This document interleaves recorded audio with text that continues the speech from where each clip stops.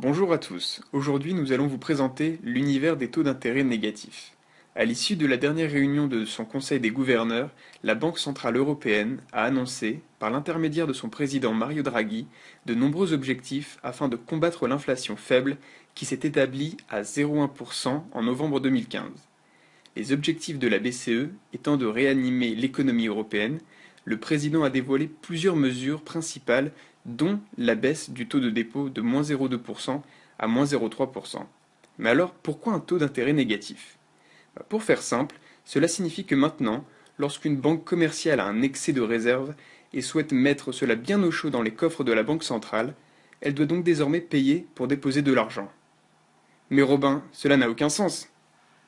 Eh bien si, Johan, et nous allons voir pourquoi il est préférable pour une banque, comme pour un particulier, de payer pour déposer de l'argent plutôt que de le garder bien au chaud sous son oreiller. Pour cela, nous avons interrogé un spécialiste en la matière, le professeur Baudon. Professeur, que pensez-vous des nouvelles mesures concernant les taux d'intérêt négatifs? Rester attentif aux taux évalués au jour le jour sur l'emprise des fixations monétaires à court, moyen, long terme, D'accord. et les résultats ne peuvent être que satisfaisants. Pourriez-vous être un peu plus clair, professeur, pour des personnes lambda qui ne connaissent pas forcément ce domaine? Attends, Je crois que j'étais assez clair. Oui. Si primo, les taux répertoriés sur la base des indices préconisés n'indiquent pas le processus moyen long court terme des liquidations préparatoires des derniers taux réajustés, et si surtout, deuxièmement, entre nous, les OPA de la BE ne stoppent pas les PCI à 0,16 TTC proposés par le CNBA, la CE le 10,0891 après JC, je dis foncez. Vous n'avez pas tout compris, on va illustrer cet exemple avec Patrick, un jeune enseignant qui veut épargner 3000 euros pendant 2 ans pour s'acheter une nouvelle voiture. Il a alors 3 possibilités qui s'offrent à lui. Sa première idée est de mettre cet argent à la banque, mais la banque appliquant des taux d'intérêt négatifs, il devra lui verser des intérêts. Cette solution lui semble inenvisageable. Ou sinon, il peut mettre son argent sous son oreiller, mais stocker de l'argent chez soi est risqué, car il pourra se faire cambrioler, mais aussi coûteux, car il devra investir dans un coffre-fort. En incluant ses coûts et ses risques, garder de l'argent chez soi rapporte en réalité un taux d'intérêt négatif. Enfin, il pourra prêter son argent à quelqu'un de confiance et prendre le risque de ne pas être remboursé. C'est ce qu'on appelle le risque de contrepartie. Nous allons à présent parler des causes et conséquences liées au taux d'intérêt négatif.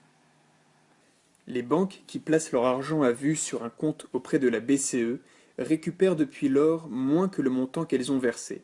La conséquence en a été que tous les taux d'intérêt ont fortement baissé sur le marché européen, ce qui était naturellement l'objectif de la BCE, car en raison de la faiblesse des taux, la Banque centrale espérait stimuler le crédit, relancer la croissance et augmenter l'inflation. Bien que la situation soit exceptionnelle, ces dernières années, une série de pays ont eu recours à des taux d'intérêt négatifs. En 2009 déjà, la Banque centrale suédoise a introduit un taux de dépôt négatif, et le Danemark, quant à lui, a affiché un taux directeur sous la barre des zéros en 2015. Direction Bloomberg. Nous voici sur l'écran d'accueil de la Banque nationale suisse. On remarque que le taux de dépôt est négatif ainsi que le Libor. En période d'incertitude sur les marchés financiers, comme c'est actuellement le cas, les investisseurs choisissent de se protéger en achetant des actifs peu risqués comme l'or ou l'immobilier. De son côté, l'État français a pu émettre sa dette, OAT et bons du Trésor à taux négatif, -0,18% à un mois, -0,16 à 2 ans, avec une courbe des taux pratiquement plate. Quant au taux du marché interbancaire, les taux court terme au jour le jour, Eonia et Euribor à un mois, sont également passés sous la barre du zéro. Nous voici actuellement sur la page d'accueil de la BCE où sont affichés les taux Eonia. Voici l'historique du taux Eonia depuis 2011. Comme vous pouvez le voir, le taux est négatif depuis août 2014. Pour conclure, il en résulte que lorsque les banques placent les dépôts à vue non rémunérés de leurs clients à ces taux, elles sont perdantes, à moins de répercuter aussi à leurs clients un coût équivalent sur les dépôts. Elles n'ont pour le moment pas osé le faire, cela pourrait engendrer des réactions très négatives de la part des clients épargnants, comme des retraits massifs d'espèces, voire des fermetures de comptes. Jusqu'à présent, ce sont surtout des taux directeurs et les taux d'intérêt sur les obligations d'État à court terme qui sont négatifs, ce qui touche principalement les banques mais également les fonds de placement. Le client lambda reçoit toujours un intérêt, quoique minime, pour l'argent qu'il met en dépôt à la banque. Dans le contexte actuel, une évolution vers un taux zéro semble cependant inéluctable pour les particuliers.